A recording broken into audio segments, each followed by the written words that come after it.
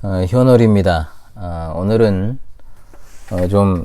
다른 주제를 좀 다루려고 합니다. 좀 편안하게 이제 강의를 좀 하겠습니다. 자, 이웃과의 관계, 특히 대인관계라고 하는 이 관계에 대한 저의 그리스도교적인 이해, 그리고 제가 이제 살아가는 삶, 반드시 이것은 진리라고는 할 수 없죠. 당연히 저의 생각과 삶을 나누려고 하니까 이것이야말로 이제 나누는 것이 되겠죠. 그러나 이것이 조금이라도 여러분들에게 도움이 되기를 바라는 측면입니다. 자, 인간관계에서 참 사람을 대하는 게 제일 어렵지 않습니까? 대인관계라는 게 참 어렵죠. 자, 그리스도인으로서 가족과 친구와 여러 지인들이 우리가 항상 관계하고 있는 사람들인데요. 자, 이 관계들을 보다 아름다운 관계로 이끌어 가기 위해서 가져야 될 사고방식, 그리고 생각, 저의 어떤 삶의 패턴이 되겠죠. 이것을 한번 10가지로 제가 정리를 해봤습니다. 이것은 제가 해왔고 또 하고 있으며 또 앞으로도 노력을 해야 될 사항들이라는 것을 분명히 말씀을 드립니다. 자, 저의 머리에서 나왔다기보다는 이렇게 하는 것이 보다 더 성경적인 그리스도인으로서 하나님 보시기에, 그리고 상대방 이웃의 입장에서 더 아름다운 모습과 관계가 되지 않을까 라는 그런 생각에서 나온 이 부족한 사람의 10가지 원칙을 참고만 하시고 여러분의 삶이 조금이라도 이만큼이라도 도움이 된다면 정말로 저는 그것으로 바랄 것이 더 없겠습니다. 지금보다는 더 풍요롭고 아름다워지기를 바라는 마음으로 자, 이 강의를 진행하도록 하겠습니다. 자, 10가지 원칙 중에 첫 번째 원칙이 되겠습니다. 자, 첫 번째 원칙은 상대방이 묻지 않는 말을 미리 꺼내지 않는다. 대화의 기법 중에 또 하나가 될 수도 있겠죠. 자, 상대방이 묻지 않는다는 것은 열의 10중 8구는 관심이 없기 때문에 안 묻는 겁니다. 자, 물론 이제 소심해가지고 묻고 싶은데 못 묻는 사람들도 있겠죠. 그러나 대다수는 어떠한 상황과 환경 속에서라도 자기가 궁금한 것을 물을 수밖에 없는 것이 인간입니다. 그런데 상대방이 묻지 않는다? 그건 관심이 없다는 겁니다. 자, 따라서 묻지 않는 것을 말하는 건 그것이 좋은 일이든지 또는 나쁜 일이 될 수도 있겠죠. 이것이 상관없이 상대방을 피곤하게 하는 일이 될 수 있습니다. 무슨 말씀을 드리려고 하는 것이냐? 바로 언제나 우리는 대화를 할 때, 상대방을 대할 때 내가 아니라 상대방의 처지에서, 입장에서 대화를 나누는 것이 중요하다. 묻지 않는 것 굳이 꺼내가지고 하면 말도 길어질 뿐더러 상대방을 피곤하게 할 수 있다. 철저하게 상대방의 입장에서 생각해라. 자, 이것을 이제 첫 번째 원칙으로 말씀을 드리는 겁니다. 자, 두 번째 원칙입니다.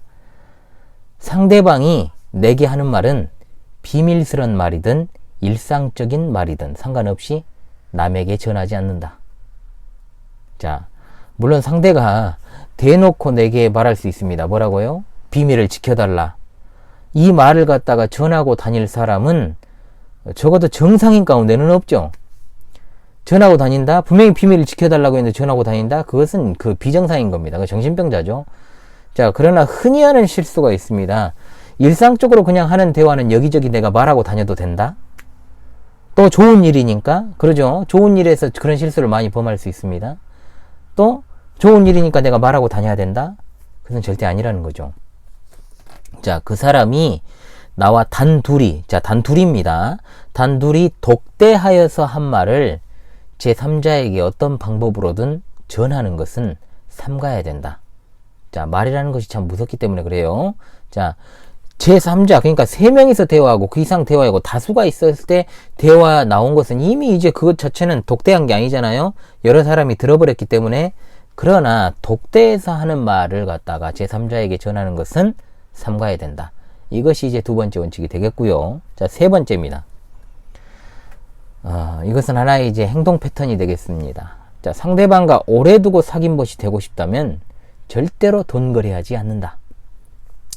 자, 제가 말하는 것은 뭡니까? 돈 거래입니다. 돈 거래. 상대방이 어려운 처지나 즉 생계가 곤란한 상황에 처해 있을 때 도와주는 것은 거래가 아니라 구제에 해당하기 때문에 여기에 포함되지 않습니다. 자, 구제로서의 돕는 것은 여유가 된다면 조건 없이 도와주는 것이 맞고, 돈을 빌려준다라고 할지라도 상환 자체는 형편이 나아질 때까지를 기한으로 잡고 또 이자를 받지 않아야 되는 거죠. 그러나 어떤 상업적인 목적, 비즈니스적인 목적에서 돈을 거래하는 것은 무슨 일이 있어도 피하는 것이 좋고, 빌려주는 입장이 되어서도 안 되고 빌려는 입장이 되어서도 안 됩니다. 냉정하게 들릴 수 있을지 모르지만은 돈 앞에 장사 없고 돈이 필요하지 않는 사람 없으며, 여유가 있어도 계속해서 더 갖고 싶은 것이 바로 돈입니다. 여유가 있어도 내 돈이면 빌려준 것에 대해서 잠을 못 자요. 그 신간 아닙니까? 오래 두고 사귄 벗은 절대로 돈 거래하지 않습니다. 돈 거래를 하지 않았기 때문에 오래 두고 사귄 벗으로 남을 수 있게 되는 것입니다. 자, 이것은 행동의 원칙이 되겠지요. 세 번째 원칙이었습니다. 그리고 네 번째 원칙입니다. 상대방의 마음을 얻고자 하면 두루뭉술하게 약속 잡지 않아야 한다. 자, 굳이 이제 마음을 얻든 안 얻든 상관없습니다. 자, 제가 제일 싫어하는 말이 하나 있어요. 뭐냐? 조만간에 밥 한번 먹자. 나중에 보자. 언제 한번 보게.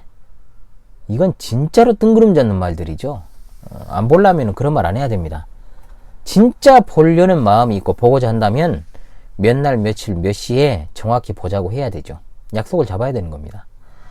만약 상대방이 회피한다면 그건 나를 만날 의도가 없는 거죠. 오늘 만나도 내가 힘든데 다음에 너를 만날 이유가 있겠니? 뭐 이런 것이 투영되어 있는 것일 수도 있고요.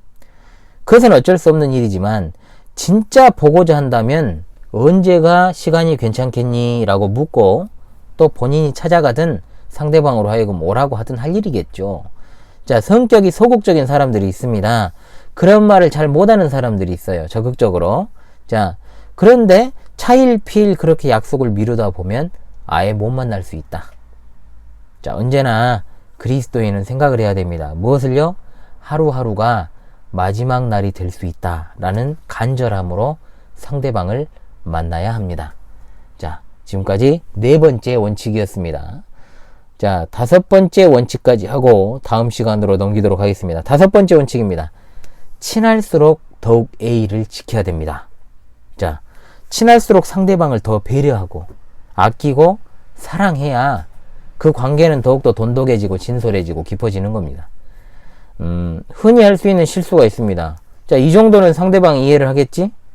우리가 어떤 사이인데? 우리가 몇 년직인데? 응? 우리가 그래도 이 정도는 괜찮겠지 하면서 상대방에 대해서 범할 수 있는 크고 작은 실수들이 있습니다. 물론 저 자신도 이것을 정확하게 잘 지키면서 살았다라고 자신할 수는 없습니다. 그러나 우리는 그리스도인 아닙니까? 한 생명이 천하보다 귀하다라는 주님의 말씀을 그대로 믿고 순종한다면 나와 관계를 하고 있는, 현재 관계하고 있는 이 사람들 한 사람 한 사람이 얼마나 내가 소중한가. 특히 친한 관계에 있고 가까운 사람들일 수 있을수록 언어 생활에 정말로 신경을 써야 되는 겁니다. 그리고 정말 사소해 보이지만은 약속 시간을 지키는 것, 그리고 상대방보다 먼저 약속 장소에 나와 있는 것, 사소해 보이지만요, 절대로 사소한 게 아닙니다. 그리고 할 수만 있다면 내가 먼저 그 사람을 찾아가는 것에 대해서 내가 미친다는 생각을 하지 말아야 됩니다. 상대방은 사업 파트너가 아니지 않습니까? 나의 사람 아닙니까?